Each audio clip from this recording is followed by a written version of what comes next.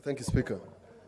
Mr. Speaker, this afternoon we had agreed that the committee chair would report to you, but we would have resolutions that are actionable. That the committee chair would move this House to pass resolutions under Article 110(3), which are not limited to censuring the cabinet secretaries, because the plenary was not supposed to accede to the adjournment sought by the cabinet secretary. Not even one agency was present to say anything about the requests. Mr. Speaker, the chairman should not be allowed to complete that report until the resolutions of that plenary, the committee that we were sitting, are fully here. If the clerk needs assistance, he should have sought assistance from us. But otherwise, Mr. Speaker, to continue with the report by our good friend, and he was told that he's also a businessman who is affected by these things.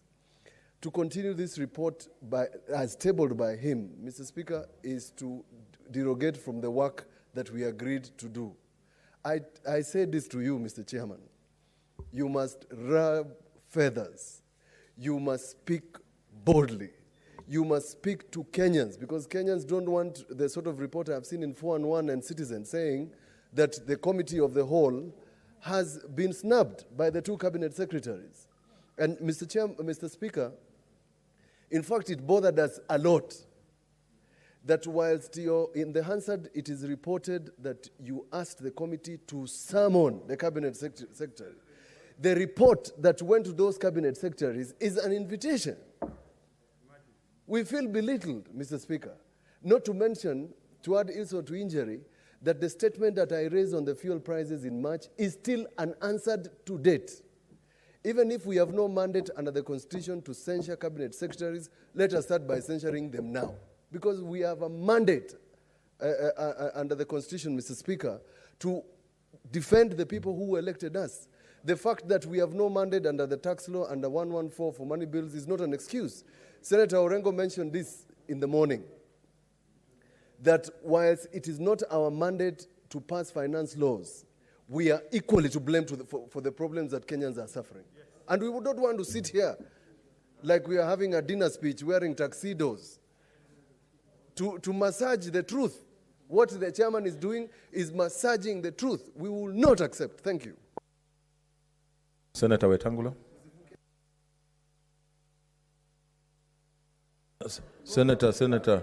Senator Maina. Mr. Speaker,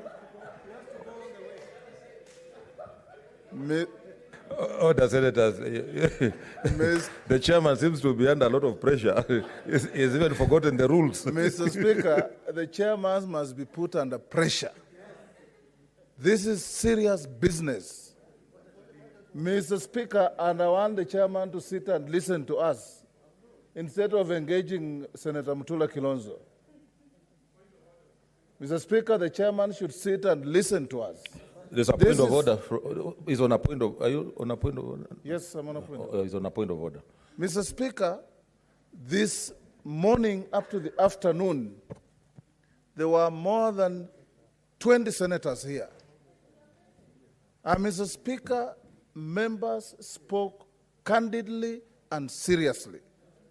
The distinguished senator for Busia was very candid in his presentation, and so were all other senators, Senator Orengo, Mutula, Senator Cheriot, all of us. And Mr. Speaker, when we left, we gave the chairman a clear direction that he was going to bring a statement, a report that will deal with the issue of hiking fuel prices, skyrocketing electricity bills, and above all, Mr. Speaker, the conduct of two ministers and their attitude towards this House. Mr. Speaker, it is very offensive to this House for two ministers to be invited to come to the House to deal with a matter of national crisis, and none of them turns up, not even their PSS, not even a representative to come and tender an apology as to why they were not here. One minister, in fact, Mr. Speaker, Mr. KETER, a former colleague here, simply send a message that this doesn't concern him. This is serious, Mr. Speaker. And what my good friend, the chairman, the distinguished senator for Nyeri, has read here is a total departure from what we agreed. And we had agreed, Mr. Speaker, that he brings an interim report that will trigger debate on a matter of serious national importance that is engulfing the country today. 80% of Kenyans use kerosene for their livelihoods, Mr. Speaker. And even when the economy nearly collapsed in 1991, 92, Orengo can bear witness, Mzee Moi could not let the price of kerosene go up because it is the livelihood of ordinary people. And Mr. Speaker, I want to urge, before you make your ruling, that the chairman goes back and brings a statement that will lead debate in this House if we have to shelve everything tomorrow or this afternoon. We must censure these ministers, and we must speak to this matter that is hurting Kenyans everywhere. You touch fuel, you have touched the life of each and everybody in the country, Mr. Speaker.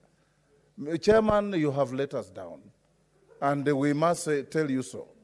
And we have a lot of regard for you, but you have done the right thing wrongly. The Senator Orengo, then I come to you. Mr. Speaker, I was really rushing back on account of the proceedings of the Committee of the Whole, which met this morning. Mr. Speaker, to show the significance of a Committee of the Whole and where we borrowed this procedure for purposes of the meeting this morning, it is important to know what happens when you have a Committee of the Whole. And those are found in part 22 of the standing orders. And I invite Mr. Speaker to look at it. But just to emphasize the point, when the Committee of the Whole meets, it may not adjourn until it considers fully the matter that is placed before it. And then standing order number 177, when all matters referred to a Committee of the Whole have been considered, the third person shall be directed by motion to report to the Senate. So this morning, what actually we were asking the chair, and I know Mr. Clark may be referring to the fact that the Committee of the Whole normally applies when you're dealing with bills. But I'm saying that it is not for every reason that a Committee of the Whole House sits. And it is important that the Committee of the Whole House, and I want to correct the chairman here, because I saw in that report he was saying that he's the one who convened the Committee of the Whole. You don't have powers to convene a Committee of the Whole. There's no way you can do that.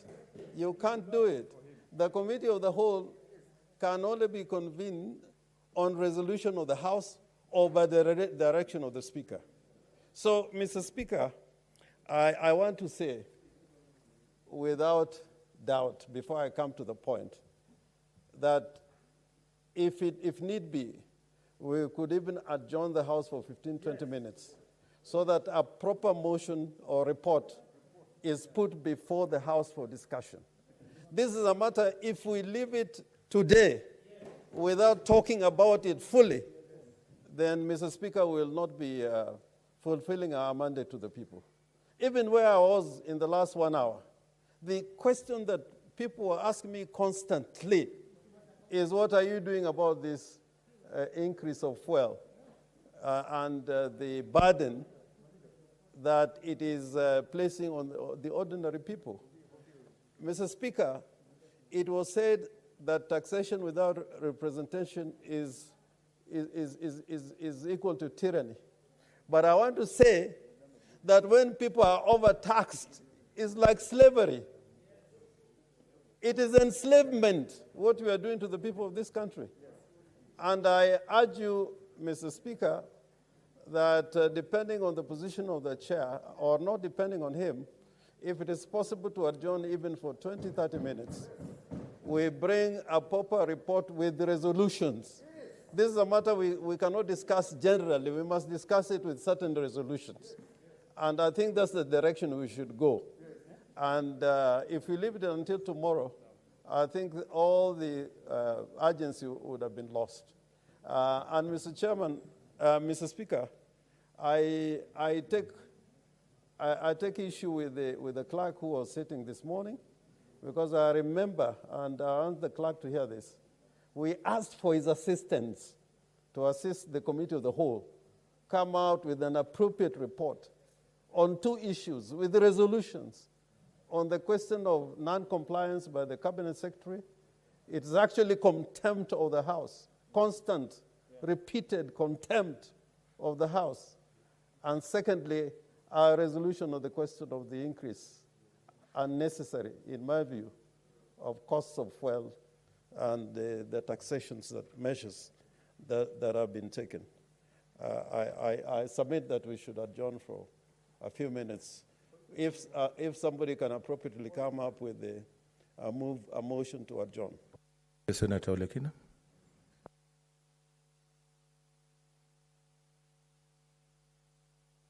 Thank you, Mr. Speaker. I rise pursuant to Standing Order 32, which states clearly that a Senate may, at any time for reasons stated, seek leave to move that the Senate do adjourn now to be able to discuss this matter in detail. Mr. Speaker, I sat here in the morning and I was perplexed as to what we are doing in this House if we cannot be able to put our foot on the ground and ensure that cabinet secretaries respect the Constitution. Article 153, Mr. Speaker, subsection 3, is very sunset as to what the cabinet secretary must do when called upon by this House. Mr. Speaker, we cannot continue taking the blame when the executive, which is supposed to be able to ensure that they implement the laws that we pass in this House, continue violating them. So, Mr. Speaker, I do not want to deliberate further on this matter. I would seek that we adjourn, and I'd like to ask Senator from Kericho, Senator Aaron Cheruiyot, to second.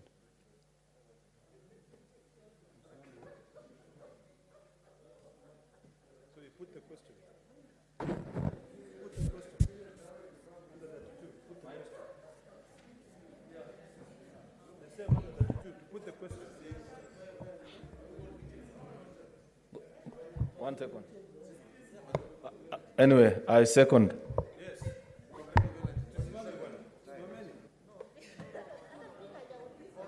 Order, Senator. You know, there is some order in which this thing is done. I know it's extremely important and urgent, but let's do it properly. I now propose the question, which is that the Senate do now adjourn. Okay.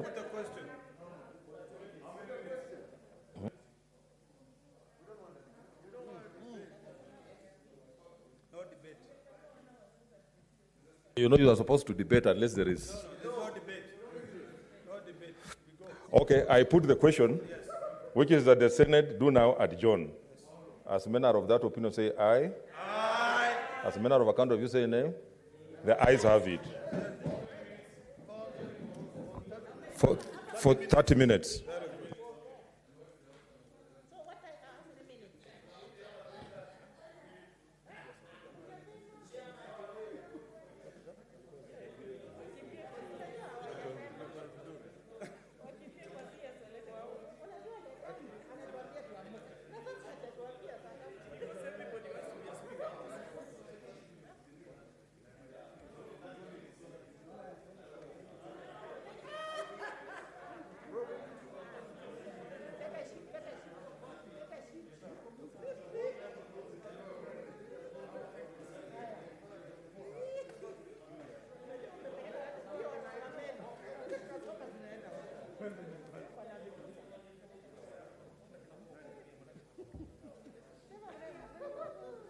Umekuwa lost wapi?